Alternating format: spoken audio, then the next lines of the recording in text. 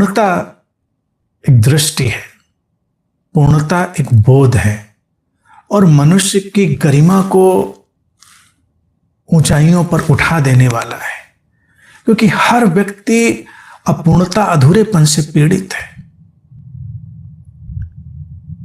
लोग एक दूसरे से मिलकर पूर्ण होना चाहते हैं और वो मान के चलते हैं कि हम अधूरे हैं, अपूर्ण हैं, दूसरा भी अधूरा है, अपूर्ण है, ये मान कर ही चलते हैं। जबकि सूत्रकार वह भी पूर्ण है और यह भी पूर्ण है, यानी कि वो जो सत्ता अनमैनिफेस्टेड और ये जो सत्ता मैनिफेस्टेड, अव्यक्त और व्यक्त, सब पूर्ण है।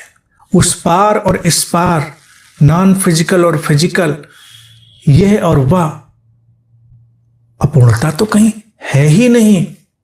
क्योंकि देखिए तो वो उसी क्षण वो परिपूर्ण है।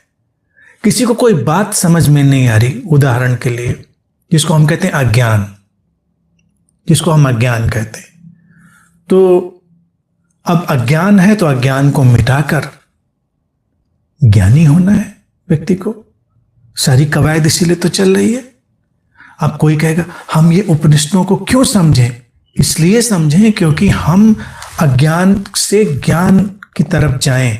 हम क्यों समझें इन बातों को? क्योंकि हम अपनी चेतना को एक ऊंचाई दें। तो हमने पहले ही मान लिया कि नीचाई तो है। नीचाई की अपनी परिपूर्णता नहीं होती क्या? इसीलिए ताओ, विज्ञान भैरव तंत्र, उनके बाद इन पर बोलना ज्यादा सुंदर है।